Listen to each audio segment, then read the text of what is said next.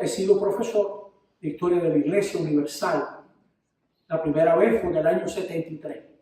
He dado este curso varias veces y siempre uno aprende algo nuevo.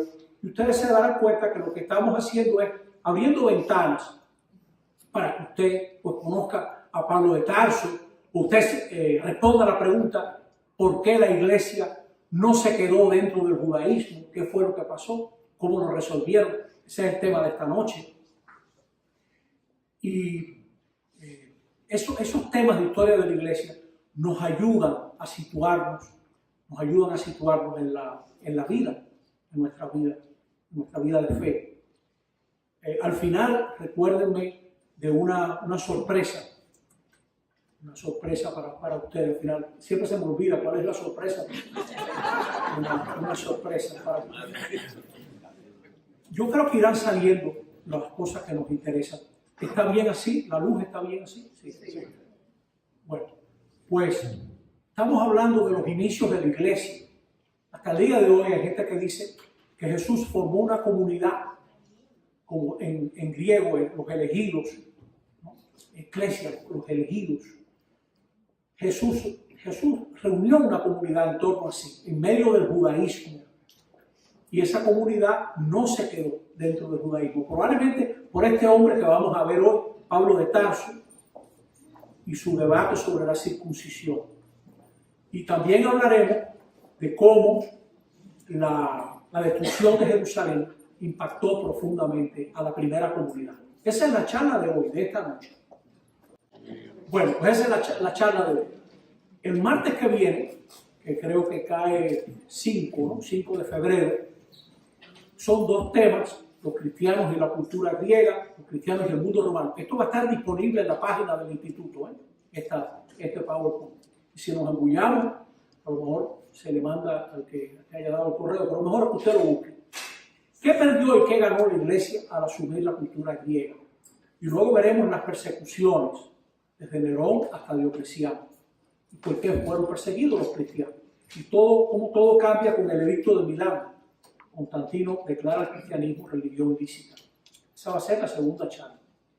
Luego, en la tercera, vamos a ver cómo Constantino convoca el concilio de Nicea. Una cosa muy curiosa: los primeros 8 concilios de la iglesia los convocaron los emperadores, no los papas. Es más, los papas no asistieron a ninguno.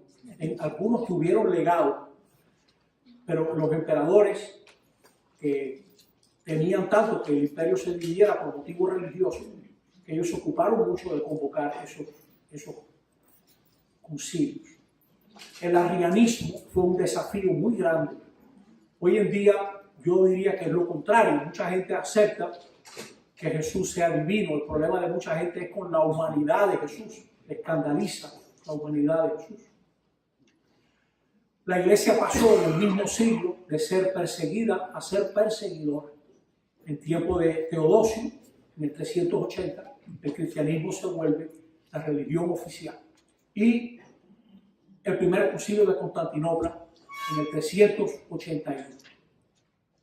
La cuarta conferencia vamos a hablar de cómo los bárbaros aceptaron el cristianismo y una de las grandes figuras de la antigüedad, que fue Gregorio Magno.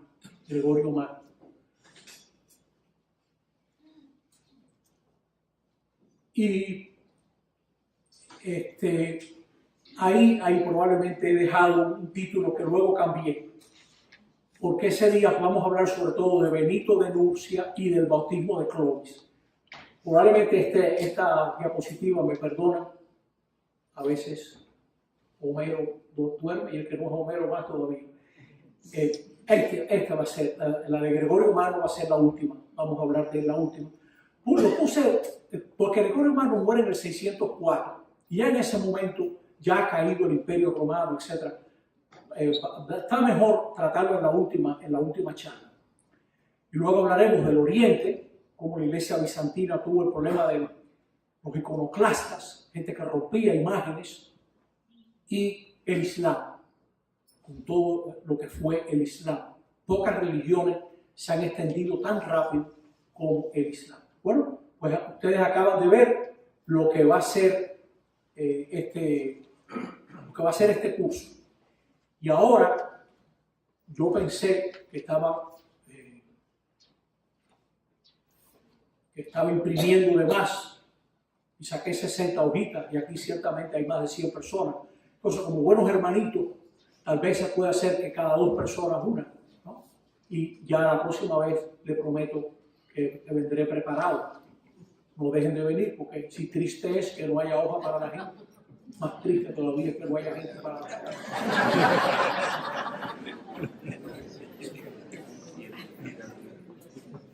Repartan como puedan. No, se va a entender, aunque no tengan la hoja, usted va a entender perfectamente.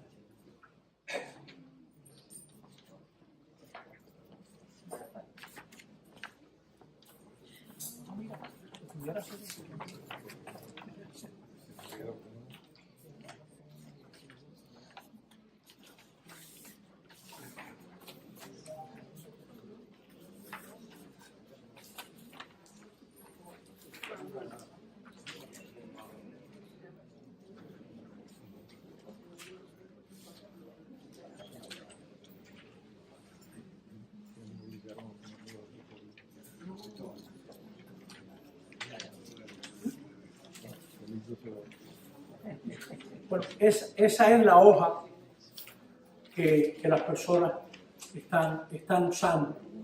Esa es la hoja que las personas están usando. Usted la tiene ahí en pantalla. ¿Se ve? ¿Se puede leer? Sí. Pues ustedes tienen buena vista. Sí.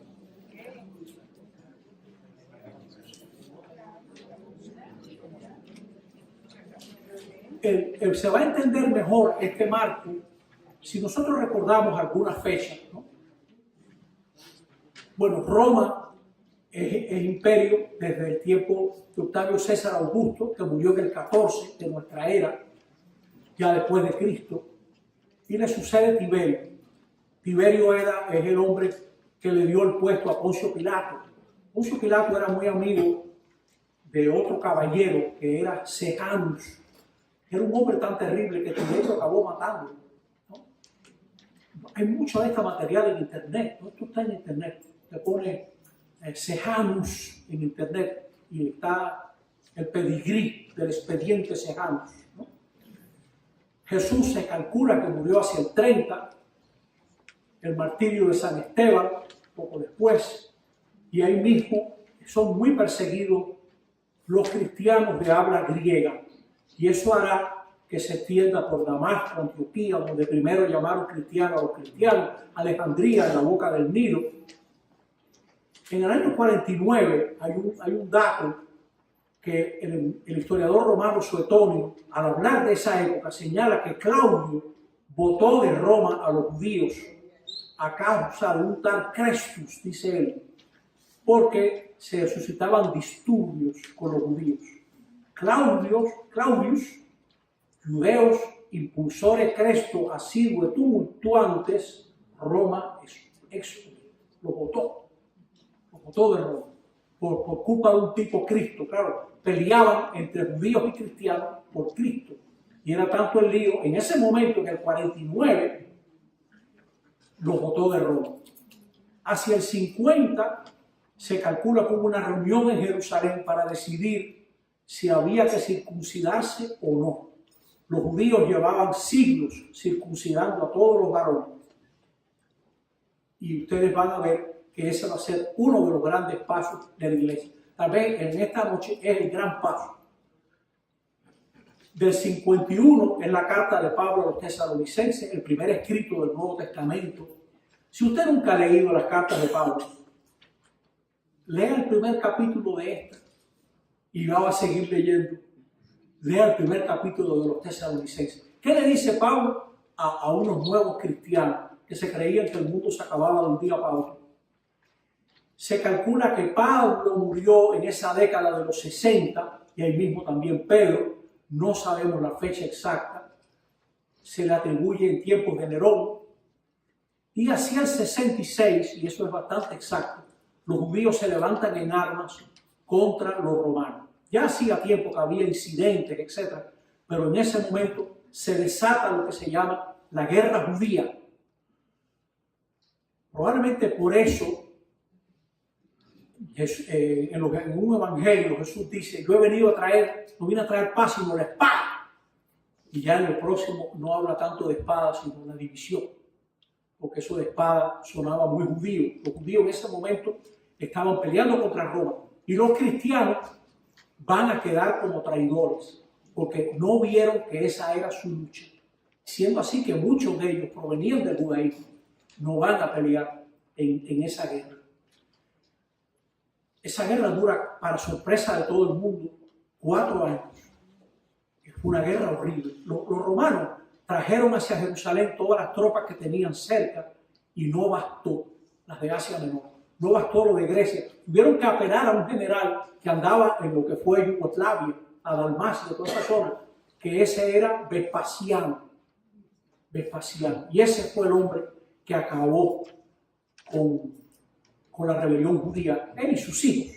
Porque en medio de la rebelión judía se muere Nerón y se forma un lío de sucesión de varios emperadores y acabarán llamando a Vespasiano. Y Vespasiano deja encargado de las tropas a su hijo, que le tenía una gran confianza, a Tito. Y Tito es el que acaba con los judíos. Tito es el que sale en el arco de triunfo. Hay un arco de triunfo donde sale él, las tropas, como si fuera un televisor hacia el pasado, cargando el candelabro del templo, ¿no? Y los vasos sagrados, las trompetas, etc. Eso está en uno de los paneles del arco de Tito, se ve eso. Todo eso está en internet, por supuesto. Si usted le interesa, arco de Tito, usted va a ver perfecto, como si fuera una pantalla de televisión contemporánea hacia el pasado, ese arco, ¿no? Entre el 70 y el 100 es que se ponen por escrito los evangelios. Primero, probablemente Marcos. Siempre han puesto a Mateo de primero, según yo entiendo, yo no soy exegeta, según yo entiendo, porque Papías de Hierápolis, cuyos escritos se han perdido, pero son citados en otros escritos. Papías dice que hubo primero un evangelio de Mateo, de arameo, etc. Nunca se ha encontrado. De hecho, sí sabemos que hay gran parte de Marcos está en Mateo y Lucas. Eso es clarísimo. O sea, los dos tienen una dependencia textual sobre Marcos. O sea que Marcos es anterior. Por lo menos al Mateo y Lucas que tenemos nosotros. Hay muchísimo de Marcos en Lucas y en Mateo. Es el hecho sinóptico, que poniendo los tres juntos, con una sola mirada, sin ópticos, en griego, para confundir a los que no sabemos, sin escom. ¿Qué te parece? Sin ópticos, una sola mirada, se miran los tres. Esos evangelios pasaron por 3 pasos, 3 etapas. Primero, Jesús anuncia la buena noticia del reinado de Dios. El reino está cerca. Jesús no se predicó a sí mismo, Jesús predicó el reino. El reino está cerca, conviértanse. Los discípulos anuncian la buena noticia de Jesús, sobre todo apoyándose en esas colecciones de palabras y de hechos sobre Jesús, y luego se ponen por escrito. 3 fases. Y el que anuncia pasa a ser objeto de anuncio. La proclamación se convierte en texto. Una frase muy chévere de un señor en internet. El reinado de Domiciano. Domiciano era el hijo más jovencito que Tito, muy acomplejado, que quiso que la gente lo adorara. Domiciano es el hombre del Apocalipsis. Probablemente el Apocalipsis se escribe para fortalecer a los cristianos que luchaban contra Domiciano. Se conoce, hay un escrito de fines del primer siglo que se llama la Carta de Clemente. Clemente probablemente es uno de los papas, por lo menos obispo de Roma. Y es curioso porque él es consciente de poseer una autoridad que debe ser obedecida. La iglesia de Corinto enfrenta una situación peligrosa y él les habla y los exhorta para que no se dividan. De finales del siglo se produce lo que se llama el sínodo de Jamnia, donde los cristianos son excluidos de la sinagoga. Hay un resabio de eso en el capítulo 9 de Juan. Si usted recuerda, ya se habían puesto de acuerdo para votar de la sinagoga a todo el que reconociese a Jesús como el Cristo. Al ciego lo votan por eso, por decir eso, ¿no? Esto es contemporáneo.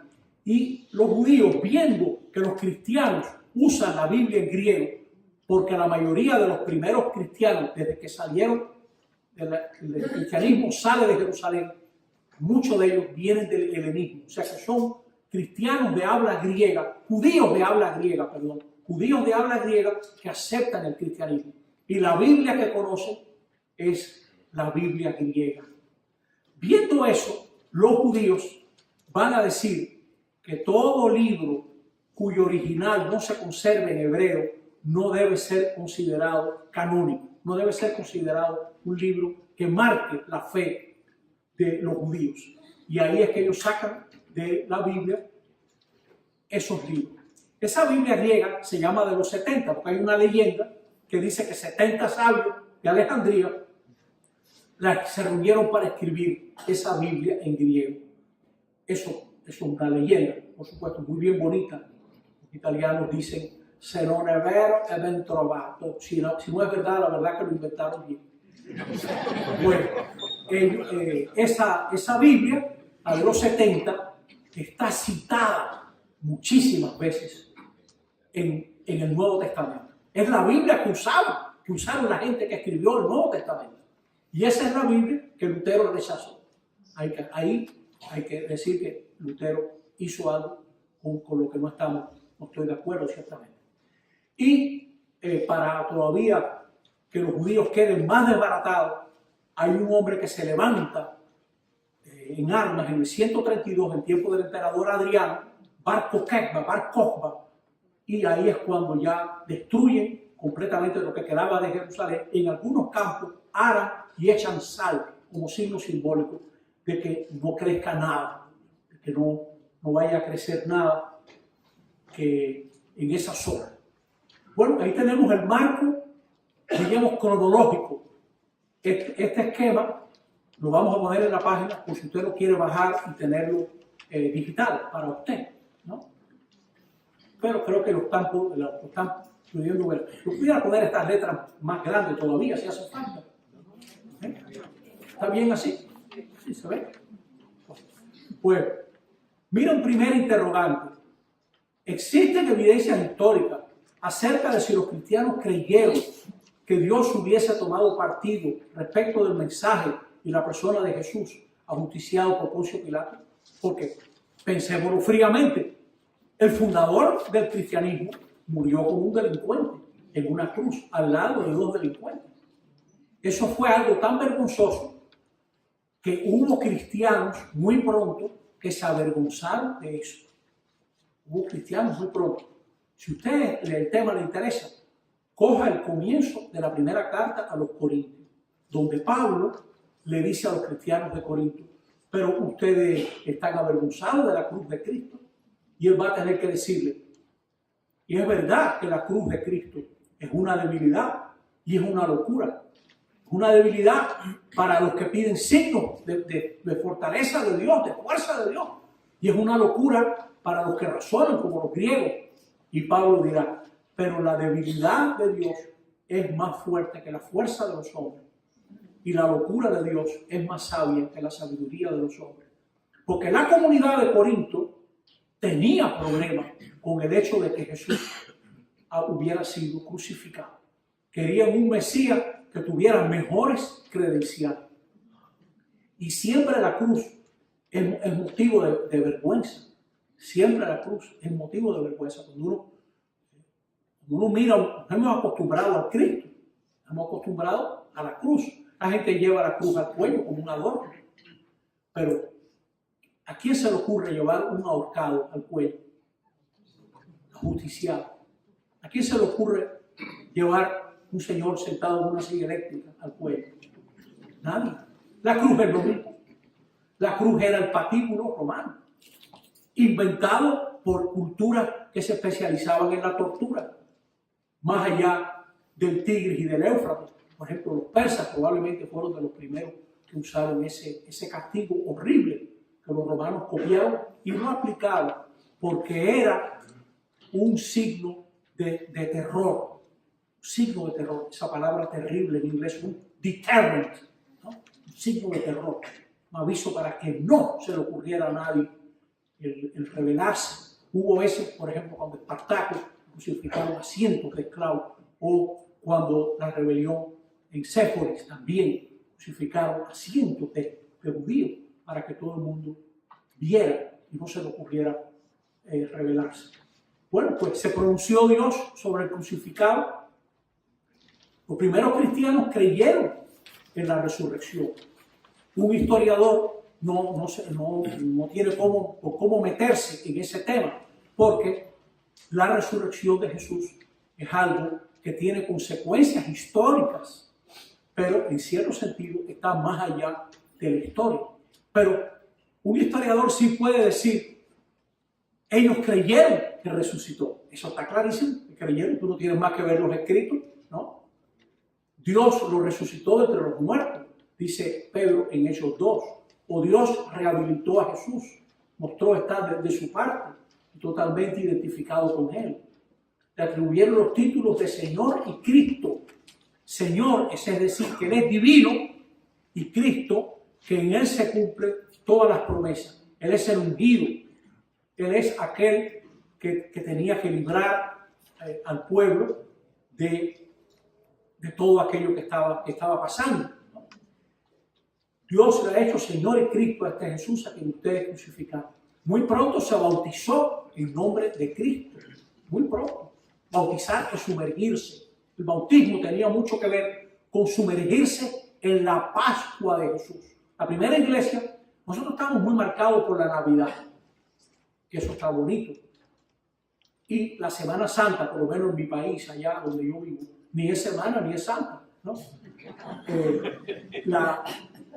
La Pascua es el centro del cristianismo. Entonces el bautizo es adentrar al adulto, porque bueno, se bautizaba todo el mundo, ¿no? Pero sumergir a la persona en la Pascua de Cristo, muerto al pecado, naciendo a una vida nueva que da el Espíritu. El bautismo es una inmersión en la Pascua. O sea que captaron que Jesús de Nazaret era el decisivo para la salvación. Como dirá Pedro, no se nos ha dado otro nombre bajo el cielo por el que podamos ser salvos. Usted dirá, bueno, que eso tiene mucha importancia. Claro que sí. Fíjense esto, gente de muy diversos intereses, gente de egos muy grandes, algunos de ellos, piensen en Pedro, por ejemplo, ese grupo que huyó la noche que Jesús cayó preso, se mantiene unido. Y ese grupo, casi todo, va a morir defendiendo que Dios está de parte de Jesús, que no hay que esperar a otro. Ahí hay algo detrás de esa acción. El grupo no se disuelve y el grupo habla de Jesús no como un recuerdo del pasado, sino como alguien que les anima en el presente. Todo eso se puede constatar históricamente. Ese es un tema importantísimo de hoy, pero que es un tema también espiritual. Ojalá usted ahonde en su fe. Esa es la base de la fe. La base de la fe es que usted pone la mano donde Dios puso la suya. Nuestra fe no se apoya en nosotros, gracias a Dios. Nuestra fe se apoya en Dios.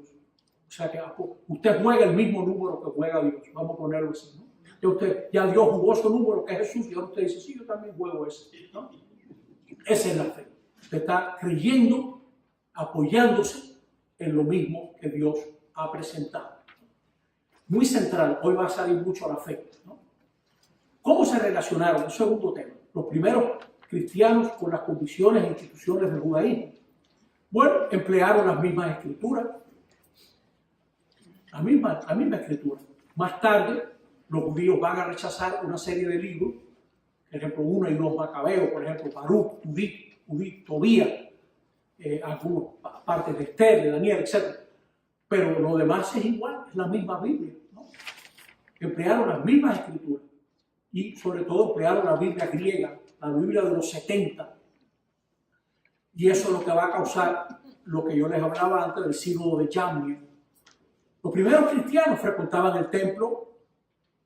El final de Lucas, por ejemplo, dice, continuamente estaban en el templo. Esa gente no arrancó a formar un grupo aparte. A esa gente los botaron, ¿no? Los botaron de donde ellos estaban. Pero para ellos no hay ningún problema con eso, ¿no? Siendo así que Jesús es crítico del templo, si usted coge, por ejemplo, Juan 4, que no es ni aquí ni en el templo. Dios quiere adoradores en espíritu y verdad.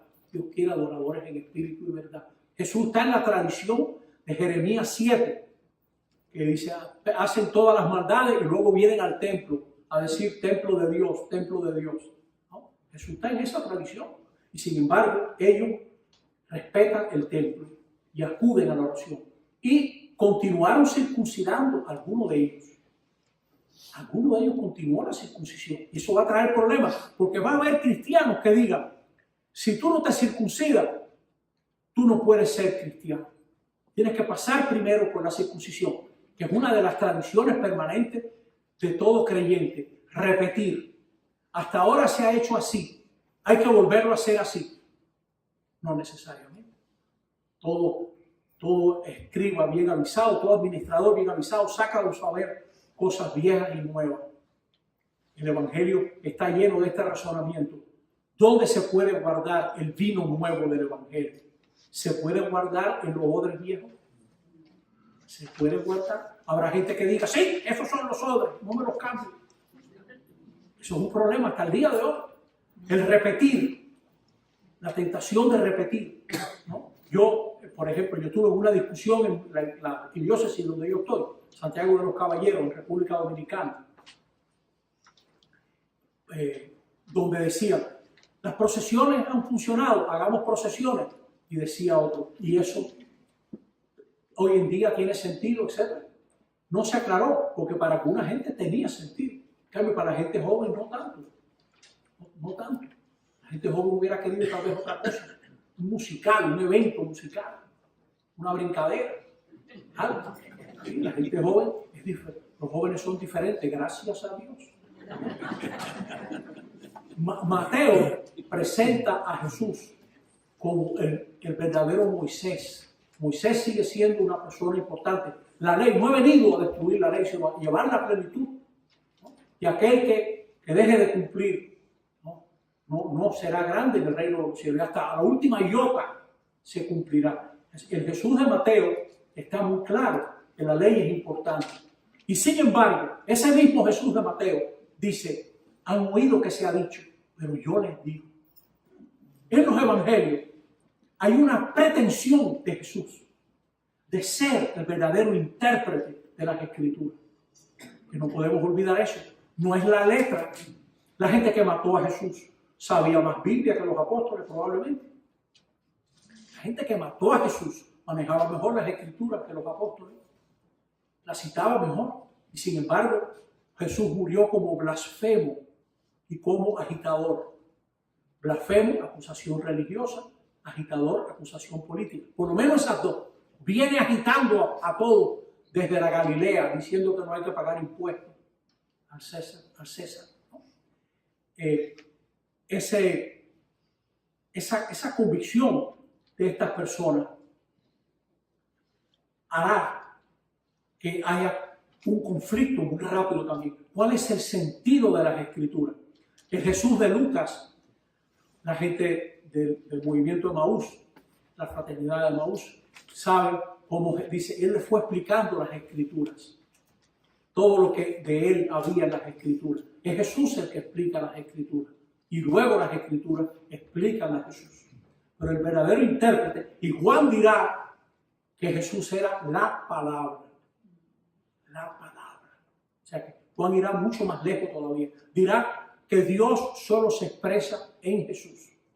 Como dice Juan 1:18. A Dios nadie lo ha visto nunca. El Hijo único es el que nos lo ha interpretado.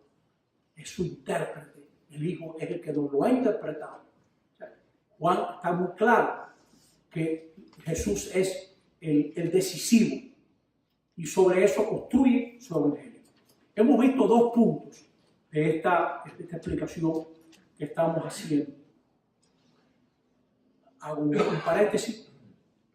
Antes de que acabe esto, habrá un momento para que hagamos preguntas, escuchar 2 o 3 preguntas, y si yo puedo, pues le digo lo que sé, y si no puedo, se lo digo también.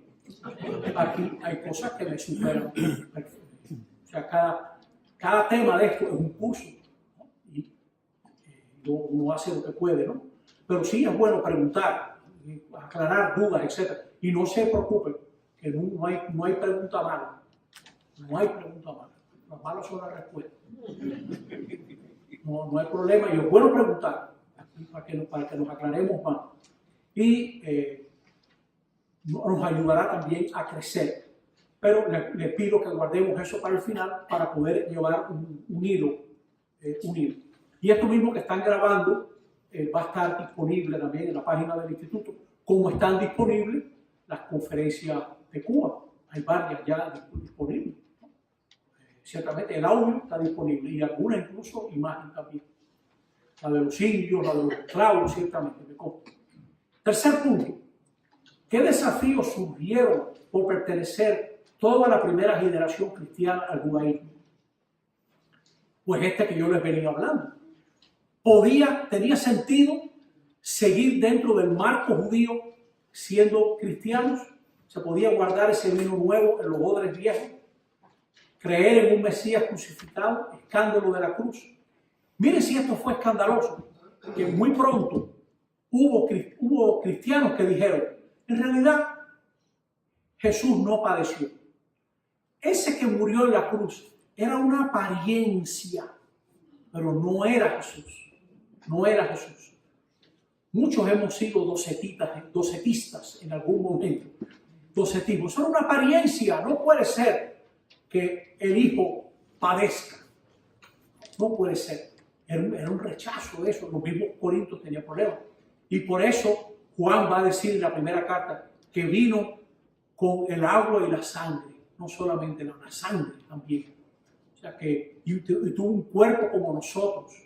Tuvo un cuerpo como nosotros. Jesús asumió una condición humana como nosotros.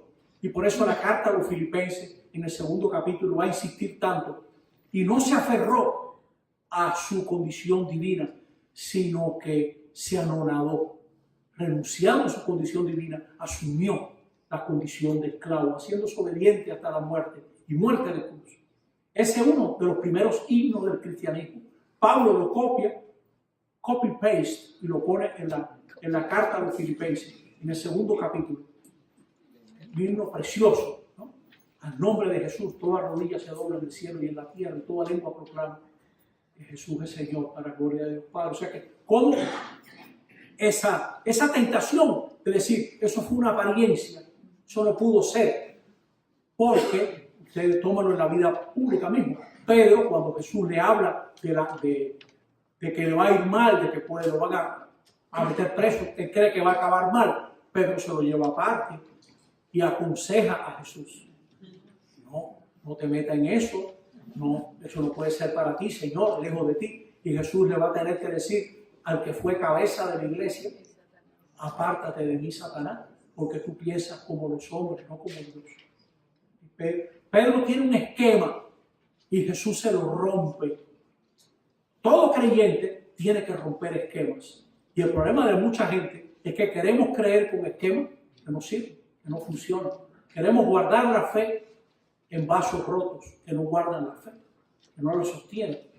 Queremos guardar el vino nuevo del reino en odres viejos, sin cambiar. Queremos decir que llevamos fuego y nadie ve el humo y la candela por ningún lado, porque no tenemos una fe verdaderamente viva, ¿no? Bueno, estos son parte de los desafíos. Y basta la fe para salvarse. No hay que vivir de acuerdo a la ley y practicar la circuncisión. No hay que obedecer eso que han obedecido nuestros mayores. Oigan, ahora luce fácil decir esto, pero si usted mira para atrás, hubo judíos que durante la dominación de los seleucidas en Palestina fueron mártires por no dejar de circuncidar a sus hijos y ellos mismos circuncidaban. Cuando muere Alejandro Magno en el 323 a.C., Alejandro nunca pensó que se iba a morir tan rápido. Y el imperio se divide entre varios generales. Hay uno de ellos que se llamaba Seleuco, que es el que domina desde Antioquía, y esa gente se adueñó del Medio Oriente. A ellos estaban convencidos de que su cultura era mejor y todo el mundo tenía que adoptarla. Y uno de ellos, Antíoco IV Epífanes, Antíoco IV Epífanes, se le metió en la cabeza que los judíos tenían que circuncidarse y les metió una estatua de Júpiter Capitolino en el templo. En medio de ese lío hubo judíos que murieron mártires en la guerra de los Macabeos por la circuncisión. Y ahora los cristianos dicen, no hay que circuncidarse. ¿Se dan cuenta? Un escándalo para mucha gente. Ellos están diciendo, basta la fe, basta creer en Jesús el Mesías y no hay que pasar por la circuncisión. Y ese ya es el punto 4. ¿No? Había que primero hacerse judío para llegar a ser cristiano. Para un judeo cristiano abandonar la circuncisión podría ser considerado como una traición a su pueblo, cada vez más enfrentado al poder romano y desde el año 66 en rebelión abierta. Existió el peligro real de que el cristianismo quedase encerrado y preso del marco hebreo. Claro que sí, existió ese peligro, ¿no? Y eso es algo que se va a repetir cuando los españoles colonicen América. Lo veíamos en las conferencias del año pasado. Van a querer que los indios vivan como castellanos. Pocos misioneros dirán, dejen a los indios quietos, que vivan como les dé la gana. No, señor, para ser cristianos tienen que vivir como castellanos.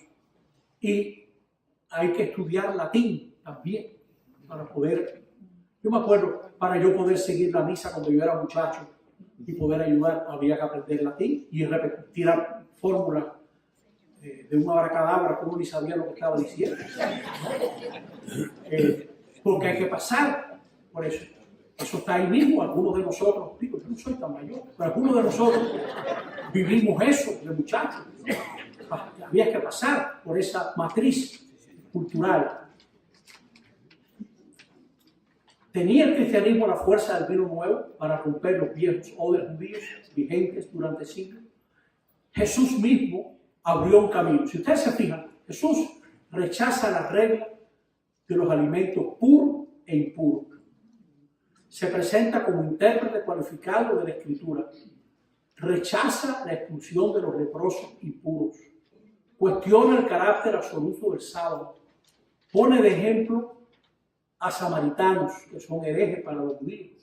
Critica la autoridad de los escribas, de los fariseos, de los sumos sacerdotes, de los servidores del templo. Relativiza la ley y el culto del templo. Le brinda amistad a gente de mala vida, a pecadores públicos. Se deja tocar por mujeres de mala fama. Su grupo itinerante fue acompañado por mujeres, cosa rarísima en la antigüedad. Rechazó la sacralidad del César. Afirmó el carácter sagrado del perdón y de la misericordia. Todo eso. O sea que esta gente no están inventando algo. Cuando toman ese camino, están tras las huellas del mismo Jesús. En lo que están haciendo. Porque Jesús mismo en su vida, o sea, a Jesús no lo mataron unos buenos que lo entendieron mal. A Jesús lo mataron unos malos que lo entendieron bien. Jesús planteó una serie de disyuntivas y de pasos que escandalizan a las personas. Porque lo que más escandaliza, diríamos, es la idea de Dios que Jesús presenta. ¿Cómo va a ser que nosotros estamos cumpliendo la ley y rechazamos a los que no la cumplen, y ahora usted se sienta en la misma mesa con la gente que no la cumple? Si a usted le gusta el tema, léase seguidito el capítulo 15 de Lucas, y usted ve cómo al comienzo Jesús está sentado con una serie de gente de mala vida y lo critica. Y hace la historia de un hombre que se le pierde una oveja y la sale a buscar. Y va a decir, hay más alegría en el cielo por un pecador que se convierte que por 99 justos. De una ironía tremenda esa historia, ¿no? Luego lo compara con una mujer que busca la moneda perdida. Y luego viene la tercera parábola, que mucha gente se la sabe. ¿Cómo llaman la tercera parábola? El hijo pródigo, el hijo pródigo. Pero en realidad, si usted va al texto, mira cómo empieza la parábola. Un hombre tenía 2 hijos. ¿Cómo se llama la parábola? El hijo pródigo. La parábola se llama un hombre tenía 2 hijos. Así que se llama la parábola. Lo que pasa es que a nosotros no nos gusta estar en la parábola. La parábola no tanto está dicha o solo está dicha por el que se fue. La parábola está dicha sobre todo por el que se quedó, que no quiere entrar en la fiesta, que se parece de casualidad a los fariseos de los primeros 3 versos, de los primeros 4 versos. Ese capítulo está armado de manera que usted se da cuenta que el hermano mayor que no quiere entrar son los del comienzo del capítulo, los fariseos, etcétera, los que lo critican.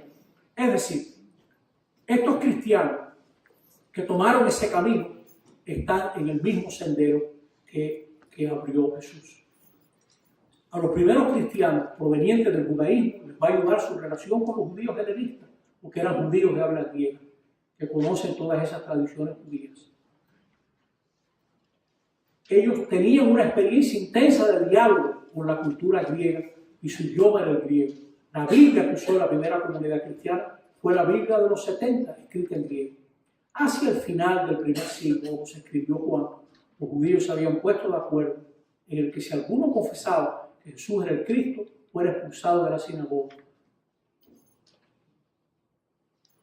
Para los judíos, el Éxodo definía quién era Dios. Yahvé es el que sacó de Egipto. Para los cristianos, Dios es quien resucitó a Jesús entre los muertos. La acción de Dios en favor de Jesús es la acción decisiva de la historia y se extiende hacia todo el que cree que Jesús es Señor. Todo el que cree y proclama a Jesús como Señor está bajo la acción del Espíritu. Y ese es, diríamos, lo central que he querido presentar en este día. Me faltaría 2 puntos muy importantes, ¿no? Ya cruzamos la mitad esta noche. Vamos a hablar de qué le puede aportar a usted este curso. Ya hemos dado un aperitivo, ahora vamos a mirar de nuevo el curso entero de Historia de la Iglesia. ¿Qué sentido tiene este curso? Todo en la vida de nuestra fe tiene su historia, todo. La misma iglesia tiene sus orígenes en el mensaje y la comunidad de Jesús, un personaje histórico. Jesús vivió. El próximo día vamos a mirar más, creo que va a valer la pena guardar ese PowerPoint para ese momento, para que nosotros nos demos cuenta de lo pequeñito que es el grupo de Jesús dentro del imperio romano, que vamos a mirar en la próxima clase. Jesús vivió en un contexto bien determinado, cuando habla de las espigas, de los pajaritos, cuando habla de los terratenientes, de los trabajadores, cuando habla de un papá, de una mujer que está haciendo pan. Tiene un contexto, concretamente un contexto bastante campesino. Galilea es una zona agrícola. Es la historia la que representa nuestra memoria colectiva. Sin ella no tenemos identidad. Anímese a leer una buena historia de la iglesia. Hay 2 o 3 libritos por ahí interesantes. Si usted lee inglés, hay una historia fabulosa en paperback. Una History of the Catholic Church. Ya me vendrá el nombre del autor. Muy bueno, muy bueno. Paperback no es tan caro. ¿Quiénes somos?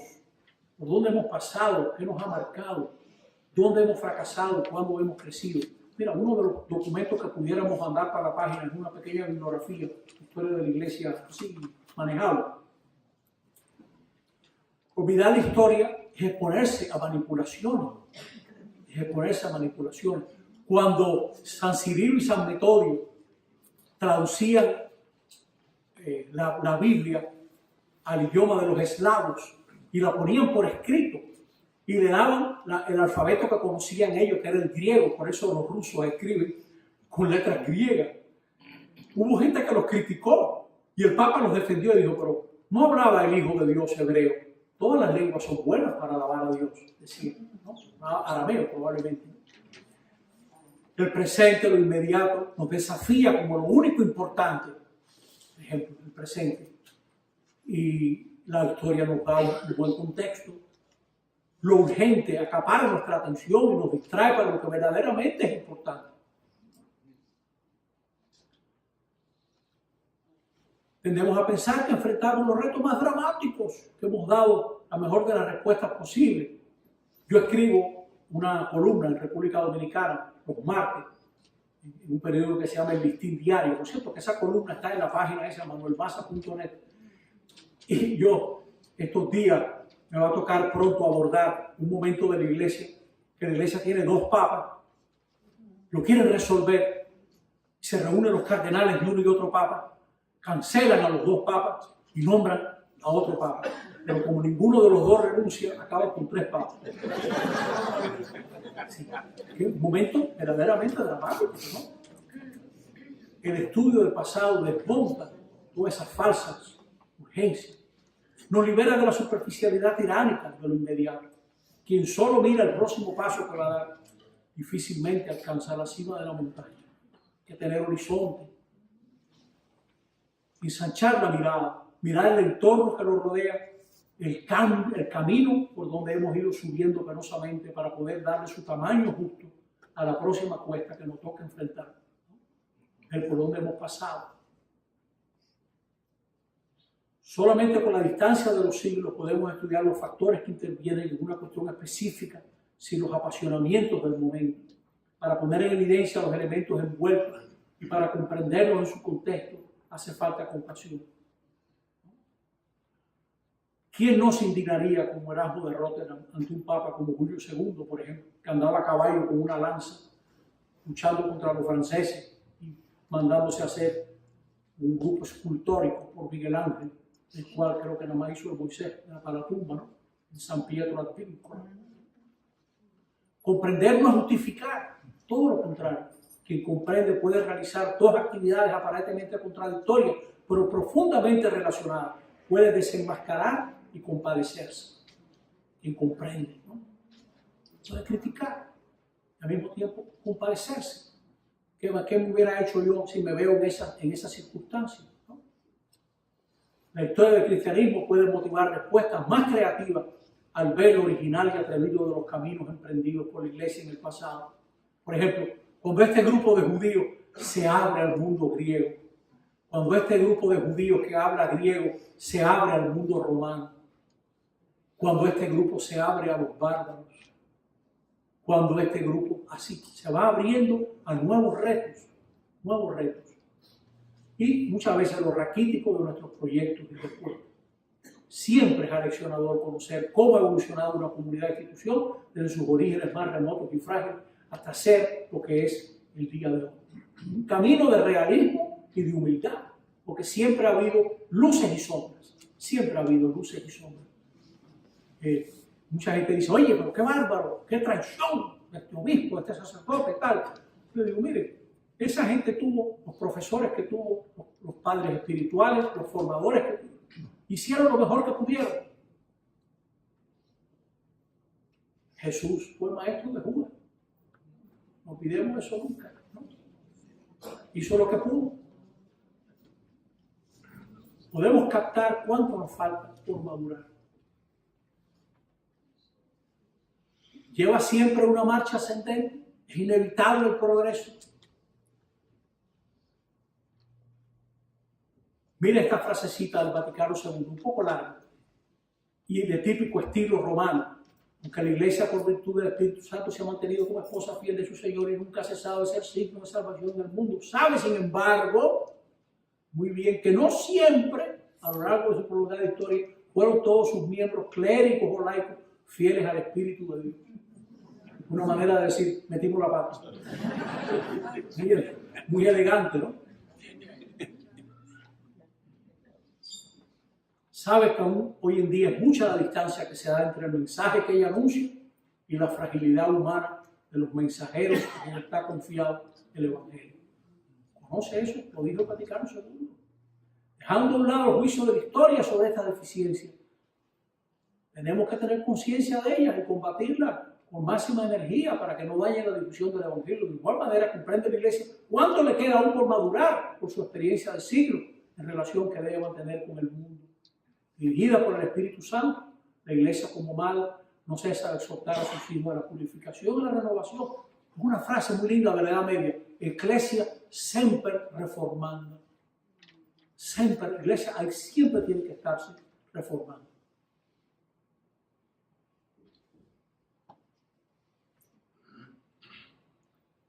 Entonces, La iglesia está afectada por lo que ocurre más allá de su acción pastoral. Hasta qué punto la cultura, la sociedad, los intereses económicos han influido sobre las decisiones. Influyen, claro que sí que influye sobre nosotros. La iglesia puede transformar la sociedad. Hay un momento que los cristianos no van a ningún juego de gladiadores. No van, eso es un disparate. Hay un momento que el mismo emperador dice, suspendan eso es un disparate. Hay un momento que ya no aparecen imágenes de dioses en las monedas. Hay un momento que ya no se marca en la cara a los esclavos. Y tardará mucho, mucho la iglesia en decir, comerciar, llevar negro de África a América, eso está mal. Y le tomará todavía otro rato decir, la esclavitud está mal, es mal. Mucho rato le va a tomar eso. Nunca ha existido esa comunidad de santos perfecta, etc. Nunca. ¿Qué necesita la iglesia para marcar la sociedad? El poder, los recursos, etc. Controlar el Estado. ¿Qué nos enseña, no? ¿Ha sido fiel al mensaje de Jesús o lo ha traicionado? Me hacían una pregunta antes de comenzar, una pregunta muy buena antes de empezar esta charla. ¿Cuándo fue que empieza la iglesia a aferrarse al poder de esa manera, etcétera? Hay un momento, así es, hay un momento que eso empieza. Bueno, y esto ya son preguntas que nosotros hemos abordado en la hoja. Todavía me gustaría dar un paso más.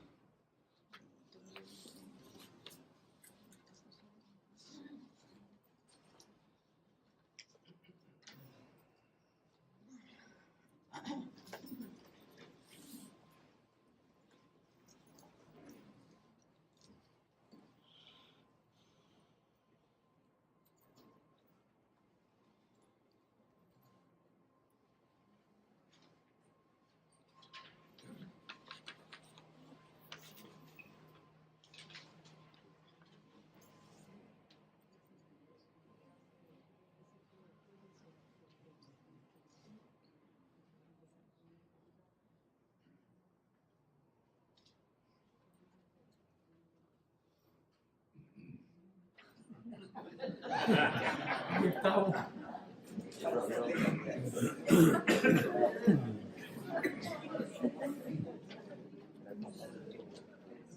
Vamos a ver. Cosa, ¿no?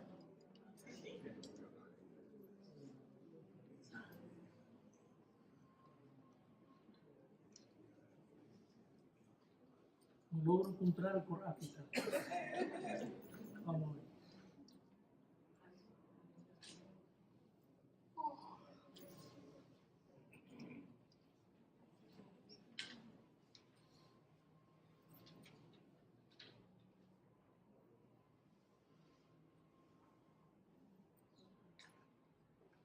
Entramos entonces en esta última parte.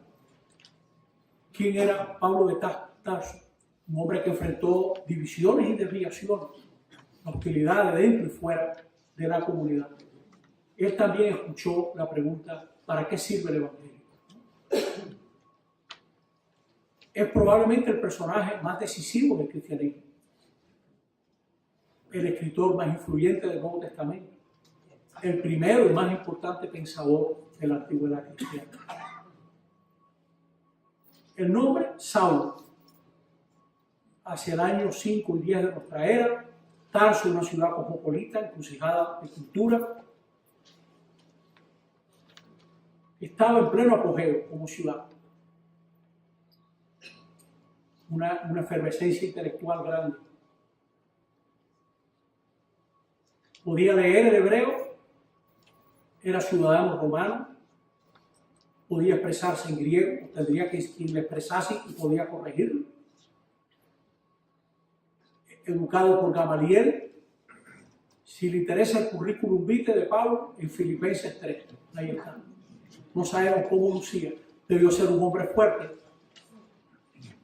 Caminó cientos de kilómetros en condiciones difíciles. Este hombre no usaba caballo probablemente, ni coche de ruedas, ni asno. Muchas de estas bestias eran requisadas por el ejército. O sea que no se cayó del caballo. probablemente con un saco a la espalda llegaría a cubrir 30 kilómetros tal vez. Cometió el atrevimiento de cuestionar todo el montaje de la cultura grecorromana en nombre de un criminal crucificado. Aprendería el oficio de hacer tiendas de campaña. Se ufanaba de no haber sido carga para nadie. Persiguió cristianos. Era más fiel al judaísmo que muchos de sus contemporáneos. Pablo se encuentra con Cristo, que le llama, que le envía, y comprende que la cruz no es el final de Cristo. Y que ese acontecimiento no solo le concierne a Jesús, sino a él también, ¿no? Primero se dirige a los judíos, y cuando es rechazado, se dirige a los paganos.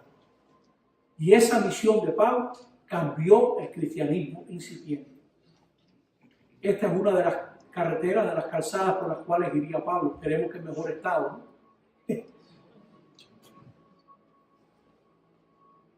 Pablo conoce un cristianismo que es un cristianismo de nombres propios. Ahora cuando vamos a una reunión de nuestra iglesia o lo que sea, está fulano, está mengano. Así fue. Una comunidad de nombres propios. Usted coge cada epístola de él, siempre están los nombres propios, con muchas mujeres prominentes, por cierto. Saluda a la familia de Estéfanas, Fortunato, acá, Evodia, Síntique, etc. Va saludando. Sus viajes, usted ve como el primero tiene mucho que ver con, bueno, el Asia Menor va a ser muy importante, ¿no? No me detengo en esto porque no creo que aportemos tanto. Fíjese este segundo viaje, cómo ya entra en Grecia como tal, y en la comunidad de Tesalónica, a la que le va a escribir la primera carta. Luego ya el tercero, donde él va a terminar en Roma. Pablo no es fundador, en Roma ya había cristianos cuando Pablo llega a Roma. ¿Cuáles son los temas principales de Pablo? La crucifixión de Jesús ha dejado sin valor la ley. No hay que hacerse judío, basta ser salvo. La gracia es para todos, basta la fe. Solo la fe en la lealtad gratuita de Dios justifica. La gracia resplandece en Cristo, muerto y resucitado. Querer autoafirmarse por la ley es un fracaso. Y toda la historia de salvación se orienta hacia Cristo. ¿Cómo valoraba Pablo al pueblo de Israel? Totalmente. Pablo dice, ojalá yo ser hereje con tal que esta gente se convierta. O sea, él está muy claro que las promesas se deben a los judíos. Hay cristianos que provienen del judaísmo que miran mal a Pablo. Le niegan hasta el título de apóstol, en algún momento lo traicionan, lo delatan. Lo acusan de haber renegado de la herencia hebrea, de no observar la ley de Moisés. Y tuvo en cuenta a los apóstoles siempre. Se preocupa de enseñar en conformidad con la tradición. Si a usted le gusta el tema de Pablo enfrentando a Pedro y Pablo enfrentados, en el capítulo 2 de la carta a los Gálatas, Pablo pide que no cambien nada, pero se hace todo a todos. Es apóstol por elección directa de Jesús, pero él confronta con los apóstoles lo que enseña, mantiene lo que enseñaron los israelitas. Es odiado por su pueblo, pero dispuesto a ser condenado y a morir por ese pueblo. Cristo crucificado y resucitado por nosotros en su Pascua. Se nos ha revelado definitivamente el amor del Padre. Para mí esa es una de las claves de Pablo, o la gran clave de Pablo, la Pascua de Cristo. Él sacó el cristianismo del contexto judío para siempre. O sea, relativiza la ley. Con Pablo la iglesia da un paso decisivo de no quedarse dentro del judaísmo. Y por eso han caído todas las separaciones. Judío, pagano, hombre, mujer, esclavo, libre, cercano, lejano. Hay una tradición fiable probablemente que Pablo fue ejecutado durante la segunda mitad del reinado de Nerón. Y se cree que está enterrado en la biblioteca. Muy antiguo se dice esto, ¿no? Y esta es la basílica de Pablo, que por cierto se quemó en el siglo XIX, era de madera, y la rehicieron otra vez. Se quemó, yo creo que en tiempo de Pío IX, pero hoy en día está reconstruida y está esa leyenda de los medallones de los papas, cuando se acaban los medallones, se acaba el mundo, etc. Yo creo que no. Señores, hemos hablado esta noche de qué importancia tiene estudiar la historia de la iglesia, hemos hablado de lo que va a ser el curso y hemos hablado de todo el tema de cuáles fueron los primeros retos del cristianismo. Y finalmente hemos hablado de Pablo. Pues, por su atención, muchas gracias y ahora vamos a oír cualquier pregunta que usted tenga en este rato que nos queda.